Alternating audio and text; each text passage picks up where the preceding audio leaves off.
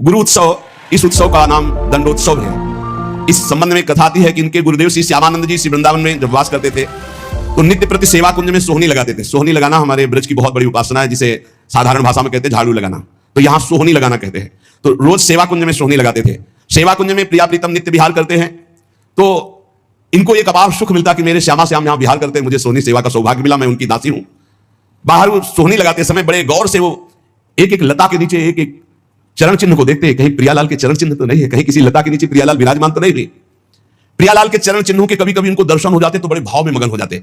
कभी कभी युगल चरणारविंद के दर्शन होते। कैसे पहचान होती कि प्रियालाल के चरण चिन्ह? क्योंकि प्रियालाल के चरण में 19 चिन्ह है, चरण चिन्ह। सबके साधारण चरण ऐसे, प्रियालाल के चरणों में चरण चिन्ह है, उनको देखकर पहचान होती ये युगल सरकार के चरण चिन्ह है। बड़े भाव में मगन हो जाते सोहनी लगाते हुए।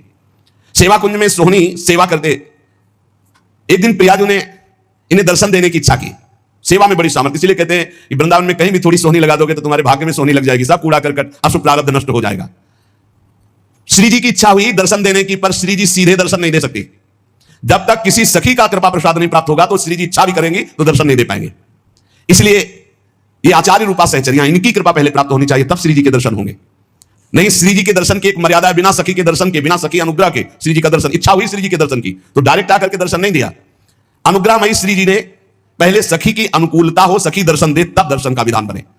एक दिन श्री जी ने जानबूझकर अपने श्री चरण का एक नूपुर छोड़ दिया सेवा कुंज में।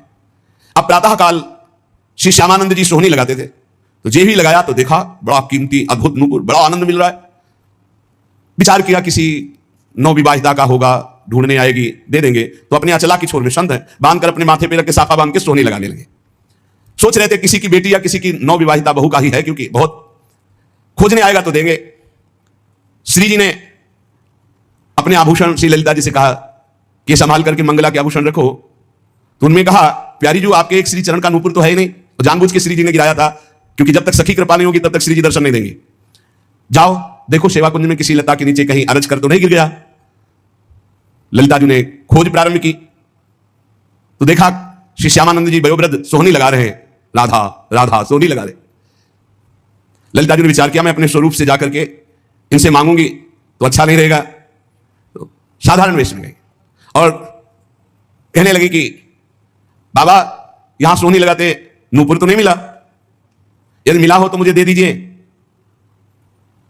तुम्हारा तो नूपुर नहीं हो सकता, क्योंकि साधारण वेश में ललिता जी थी। अब मेरा नहीं, मेरी बहू का है, लाओ। नहीं ऐसे तो मैं नहीं दूंगा, तुम्हारी बहू का है तो पहले वो चरण दिखावें जिसमें वो नूपुर बंधा है, और ठीक हमारे जैसा नूपुर है कि नहीं, वो अगर है अभी दे दूंगा, अगर नहीं दिखाया नहीं दूंगा। अंदर आनंद हो रहा है कि इस नूपुर में कुछ तो है, क्योंकि इसकी खोज हुई है और ये जो हमसे बात कर रहे हैं बड़ा अपार आनंद मिल रहा है, पर ये अपने वेश को छुपाए हुए, ये दिव्य है, कोई साधारण नहीं। अरे नाय बाबा तू मुझे दे दे। नहीं नहीं मैं आपको दे दूं, और थोड़ी देर बाद जिस बहू का गिरा है या जिस बेटी का गिरा है वो आके बोले कि मेरा नूपुर, तो हम तुम्हें कहां खोजेंगे? नहीं, हम तभी देंगे जब दूसरे चरण का नूपुर पहना के, तब हमें वो नूपुर वहां, तो ये नूपुर ले उनके चरण में बांध दो। बहुत हट किया ललिता जी ने, नहीं दिया। तब जाकर श्री जी से बात की तो श्री जी ने कहा सखिया तो हम ही को चलना होगा, क्योंकि बहुत जिद की है और श्री जी दर्शन देना चाहती थी, इसलिए लीला की। और सखी देखिए रोज मेरी कुंज की सेवा सोहनी सेवा करता है, चलो इसको निहाल करते हैं, देखो कैसी हमारी करुणामयी स्वामी जी। देखो नूपुर भी मिल जाएगा और रोज सोहनी सेवा करता है तो इसका फल भी इसको मिल जाएगा, मेरे दर्शन हो जाएंगे। श्री जी उतावली है दर्शन देने के लिए, इसलिए हमारी स्वामी जैसा स्वभाव किसका, सहज स्वभाव करो नवल किशोरी जी को, मृदुता दयालुता कृपालुता की राशि है, स्वयं दर्शन का विधान बनाती, अपने नूपुर छोड़ दिए। श्री जी ललिता जी के साथ आई। ललिता जी ने कहा देखो इनके चरणों की तरफ देखो, वो नूपुर है ना, ऐसा है ना नूपुर? उतारे देख, हाँ, साष्टांग चरणों में लौट गए। श्री जी की करुणा देखी, इशारा किया मैं बांधू। श्री जी ने श्री जी के चरणों में नूपुर बांधा और श्री जी ने वरद हस्त श्यामानंद महाप्रभु के मस्तक पर, क्या सौभाग्य। ये कथाएं नहीं है, यही की सत्य घटना है। ये घर है श्री जी का घर, ऐसा ना समझो किसी युग की कोई हम कथा कह रहे हैं, ये घर है श्री जी का प्यारे। यहां आज भी श्री जी कैसे तुम्हें बताए, बस वाणी की सामर्थ्य नहीं, कहा कहो एक जीव सखीरी बात की बात। श्री जी दुलार कर रही श्यामानंद, मेरी कुंज की सोहनी लगाने वाली मेरी सखी दुलार कर रही। अपने कर कमल से श्री जी के अति दुर्लभ ब्रह्मेश्वरादि सुदरूह पदारविंद, उनमें नूपुर पहना रहे हैं श्री श्यामानंद जी।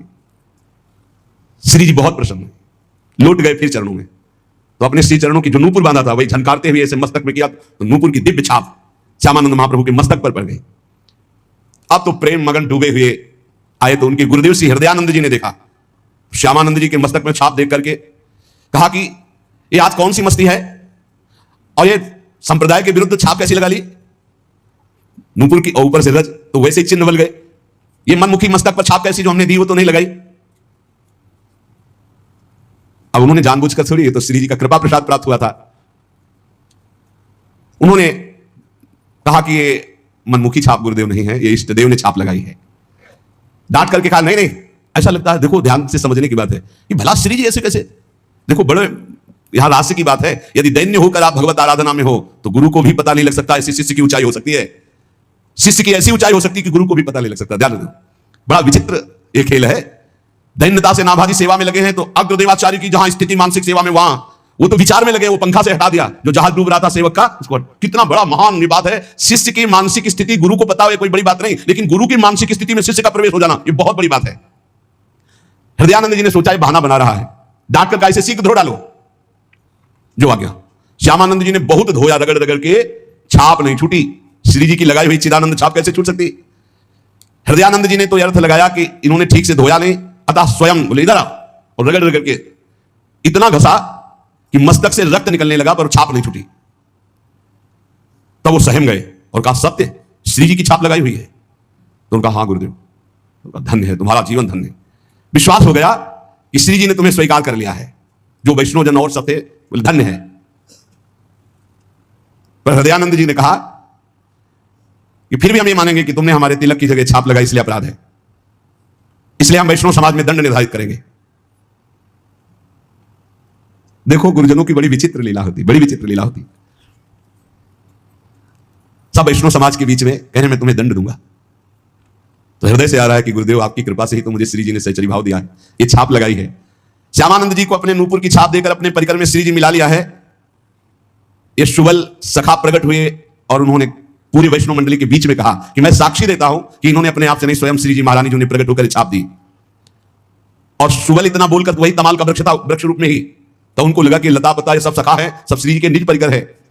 तब उन्हें लगा कि ये श्री जी ने छाप लगाई है। तत्काल दिव्य वाणी हुई, हृदयानंद जी अब तो विश्वास कर लो कि तुम्हारा शिष्य जहां तुम्हारी पहुंच नहीं वहां है, श्री जी के निज परिकर में मिल चुका है। अब वो सहम गए। अगर दैन्य शिष्य है और गुरु थोड़ा भी मनमानी कर जाए तो गुरु के भी हृदय में दाह जलन पैदा हो जाएगी। मान गए श्री हृदयानंद जी। श्री हृदयानंद जी मान तो गए, लेकिन उनका हृदय जलने लगा कि गलती हो गई, शिष्य के प्रति गलती हो गई।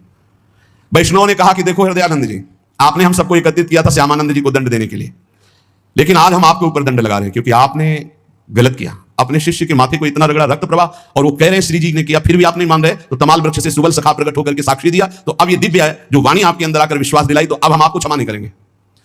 इसके प्रायश्चित में 12 दिन तक आपको संतों को प्रसाद पवाना होगा, अखंड 12 दिन कीर्तन चलेगा, भगवत चर्चा चलेगी, ये दंड है आपको। तो उस दिन से दंडोत्सव मनाया जाने लगा हृदयानंद जी के। श्यामानंद जी तत्काल समस्त वैष्णवों के समक्ष खड़े होकर हाथ जोड़कर कहा कि गुरुदेव को जो ये दंड शब्द कहा गया है ये मैं स्वीकार करता हूं, आज से ये दंडोत्सव मैं करूंगा। मेरे अहोभाग्य है, शायद गुरुदेव यही करवाना चाहते थे, इसीलिए ऐसा बोले। देखो शिष्य में अब भी गुरु के प्रति दोष नहीं आ रहा। बलिहारी इसीलिए तो महापुरुषों के पावन चरित्र हमें शिक्षा देते हैं। वैष्णवों ने कहा धन्य है, धन्य है, धन्य है श्यामानंद जी, धन्य है तुम्हारी गुरु भक्ति। और संतों ने स्वीकृति दे दी। श्यामानंद जी बड़े उत्साह से 12 दिन तक उत्सव मनाते। यद्यपि वो एक बार के लिए दंड था, पर उसे प्रतिवर्ष मनाने लगे। और वही रसिक मुरारी के गुरुदेव है श्यामानंद जी, तो अब रसिक मुरारी वही दंडोत्सव मनाते।